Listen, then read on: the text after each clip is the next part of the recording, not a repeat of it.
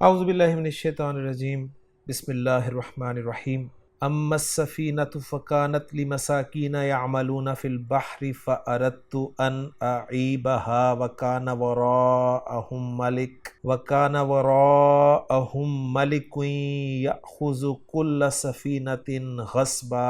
صدق اللہ العظیم۔ رب اشرح لی صدری ویسر لی امری واحلل عقدۃ من لسانی یفقہوا قولی۔ رب یسر ولا تعسر وتمم بالخیر، آمین یا رب العالمین۔ آج کے لیکچر میں ہم انشاءاللہ تعالی سورۃ الکہف کی آیت نمبر 79 کو گرامیٹیکلی انالائز کریں گے۔ 79 کا مطلب ہے 79۔ آیت کی تلاوت میں نے آپ کے سامنے کر دی ہے، آیت سکرین پہ آپ لکھی ہوئی دیکھ رہے ہیں۔ آیت میں وقف کی کوئی علامت نہیں ہے، لیکن آیت میں ہمیں کچھ حروف عطفہ مل رہے ہیں، لہٰذا اس آیت کے ہم 3 حصے کریں گے، اس لیے کہ ایک حرف عطف ہمیں فا مل رہا ہے اور ایک حرف عطف واو مل رہا ہے۔ تو پہلا حصہ ہوگا اما السفینۃ فکانت لمساکین یعملون فی البحر، دوسرا حصہ ہوگا فَأَرَدْتُ أَنْ أَعِيبَهَا، تیسرا ہوگا وَكَانَ وَرَاءَهُمْ مَلِكٌ يَأْخُذُ كُلَّ سَفِينَةٍ غَصْبًا۔ اب جو پہلا حصہ ہے نا، اس پہلے حصے میں ہمیں 2 جملے مل رہے ہیں۔ ایک جملہ ہے اما السفینۃ فکانت لمساکین اور دوسرا ہے یعملون فی البحر۔ تو پہلے حصے کے 2 جملے بنا کر ہم انشاءاللہ تعالی انالائز کریں گے جی اس حصے کو۔ تو پہلے حصے کے الفاظ کی طرف چلتے ہیں۔ پہلے حصے میں جو پہلا لفظ ہے وہ ہے اما جو ہے حرف شرط و تفصیل ہوتا ہے۔ حرف شرط اسے اس لیے کہتے ہیں کہ اس میں شرط کے معنی ہوتے ہیں، اور حرف تفصیل اس لیے کہتے ہیں کہ اس سے تفصیل بیان کی جاتی ہے، اور اس کے بعد جو ہے وہ مبتدا اور خبر جملہ اسمیہ ہی ہوتا ہے۔ تو السفینہ جو ہے یہ واحد مؤنث مرفوع اور معرفہ اسم ہے، کشتی کے لیے استعمال ہوتا ہے۔ فا جو ہے یہ جزائیہ ہے جو جواب شرط پہ داخل ہوتی ہے۔ کانت فعل ماضی معروف واحد مؤنث غائب کا صیغہ ہے، کانا یکونو فعل سے یہ مؤنث کا صیغہ ہے۔ لام حرف جر ہے، اور اس کے بعد مساکینہ جو ہے یہ مسکین کی جمع ہے، اور مساکین لام جارہ کی وجہ سے مجرور ہے، اور یہ غیر منصرف اسم ہے کیونکہ صیغہ منتہی الجموع ہے۔ پہلے سے کے الفاظ سے بات مکمل ہو گئی ہے، اور الفاظ کو جوڑ کر جملہ بناتے ہیں جی۔ اما حرف شرط و تفصیل ہے، السفینہ تو مبتدا ہے، اور جو خبر ہے وہ ہے کانت لمساکینہ۔ کانت فعل اور کانا کا اسم جو ہے وہ ہیا ضمیر مرفوع متصل السفینہ کی طرف ضمیر لوٹ رہی ہے، اور لمساکینہ جار مجرور یہ خبرو کانا ہے، اور کانا فعل اپنے اسم اور خبر سے مل کر جملہ فعلیہ ہو کر خبر بن رہا ہے محلاً مرفوع، اور پھر مبتدا اپنی خبر سے مل کر جملہ اسمیہ بن رہا ہے۔ اس حصے میں جو دوسرا حصہ یا دوسرا جملہ ہم نے بنایا ہے وہ ہے یعملون فی البحر، اس کو ساتھ ہی انالائز کر لیتے ہیں۔ یعملون فعل مضارع معروف جمع مذکر غائب کا صیغہ ہے، عین میم اور لام حروف مادہ ہیں۔ عملا یعملو عملاً عمل کرنا، کام کرنا کے معنی میں فعل استعمال ہوتا ہے۔ فی حرف جر ہے، اور البحر جو ہے یہ واحد مذکر مجرور اور معرفہ اسم ہے، اور دریا کے لیے استعمال ہوتا ہے۔ یعملون فی البحر انالائز کریں جملے کو، تو یعملون فعل با فاعل ہے، واو ضمیر مرفوع متصل اس کا فاعل ہو گیا، اور فی البحر جار مجرور متعلق ہو جائے گا یعملون کے، اور یعملون فی البحر فعل اپنے فاعل اپنے متعلق سے مل کر جملہ فعلیہ ہو کر محلاً مجرور صفت بنا دیں گے ہم مساکینہ کی، گویا مساکینہ موصوف اور یعملون فی البحر صفت موصوف صفت مل کر مجرور ہو جائیں گے لام جارہ کے لیے، اور لام جارہ پھر اپنے مجرور سے مل کر خبر بن جائے گا کانت کی، اور کانت کو ہم انالائز پہلے ہی کر چکے ہیں۔ اس حصے کو ٹرانسلیٹ کرنا چاہیں تو کچھ یوں ہوگا کہ جہاں تک کشتی کا تعلق ہے تو وہ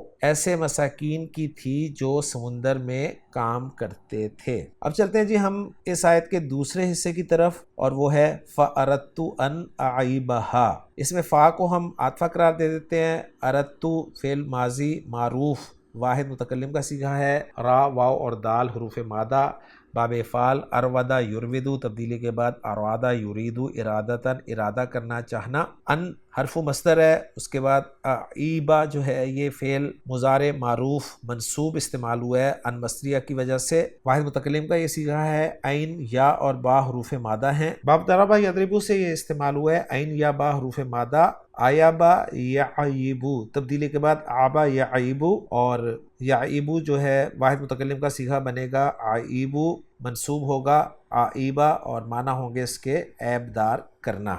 عیبا کے بعد جو ضمیر لگی ہوئی ہے ہا کی، یہ واحد مؤنث غائب کی ضمیر ہے، منصوب ضمیر ہے، منصوب متصل اور السفینہ کی طرف لوٹ رہی ہے۔ الفاظ کو جوڑ کر جملہ بناؤں تو اردتو فعل با فاعل ہے، تو ضمیر مرفوع متصل اس کا فاعل ہے، اور ان عائبہا جو ہے یہ مصدر مؤول ہو کر محلاً منصوب مفعول بھی بن رہا ہے اردتو فعل کے لیے۔ اب میں مفعول بھی مصدر مؤول کو انالائز کرنے لگا ہوں، ان مصدریہ اور جس کا صلۃ الموصول حرفی ہے عائبہا۔ عائبہا میں عائبہ فعل با فاعل ہے، انا ضمیر مرفوع متصل اس کا فاعل ہے، اور ہا جو ہے یہ مفعول بھی ہے۔ فعل اپنے فاعل اور مفعول بھی سے مل کر جملہ فعلیہ کو صلۃ الموصول حرفی بنا ان مصدریہ کے لیے، اور ان مصدریہ اپنے صلۃ الموصول حرفی سے مل کر محلاً منصوب مفعول بھی بنا اردتو فعل کے لیے، اور اردتو فعل اپنے فاعل اور مفعول بھی سے مل کر جملہ فعلیہ بن گیا۔ ترجمہ کرنا چاہیں تو کچھ یوں ہوگا، تو میں نے ارادہ کیا اسے عیب دار کرنے کا۔ اب چلتے ہیں جی اگلے حصے کی طرف۔ اگلا حصہ ہے وَكَانَ وَرَاءَهُمْ مَلِكٌ يَأْخُذُ كُلَّ سَفِينَةٍ غَصْبًا۔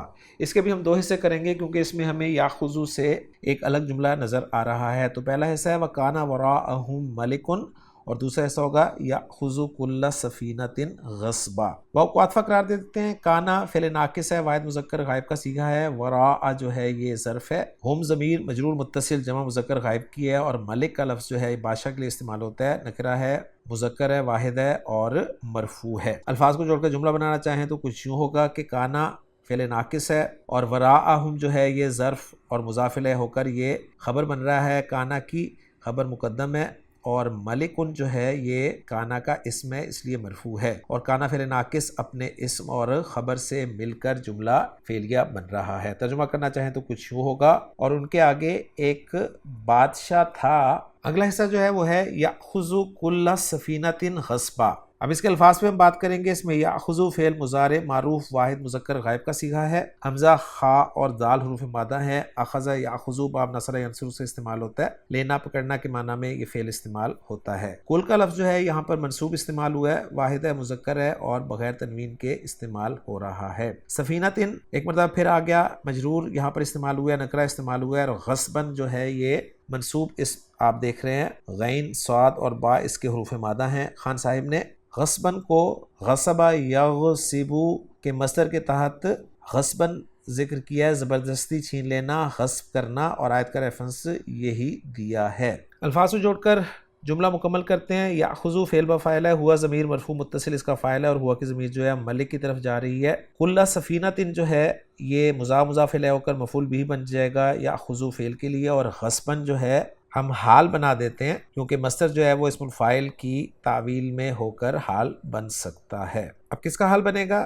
یہ یأخذ میں جو ہوا کی ضمیر ہے اس کے لیے حال بن جائے گا۔ الفاظ کو جوڑ کر جملہ بناتے ہیں۔ یأخذ فعل با فاعل، کل سفینۃ مضاف الیہ ہو کر مفعول بھی بن گیا، فعل اپنے فاعل اور مفعول بھی سے مل کر جملہ فعلیہ ہو کر یہ ملک ان کی صفت بنا دیں گے، لہٰذا اس جملے کو ہم محلاً مرفوع قرار دیں گے۔ اور ترجمہ کرنا چاہیں اس حصے کا ملک کے ساتھ ملا کر تو ایسا بادشاہ جو پکڑتا تھا ہر کشتی کو غاصب ہو کر۔ تو الحمدللہ جی ہماری ورکنگ مکمل ہو گئی ہے۔ محمود صافی صاحب کی ورکنگ کے ساتھ اس کو میچ کر لیتے ہیں۔ آخر میں اس آیت کا ترجمہ آپ کے سامنے رکھ دیتا ہوں۔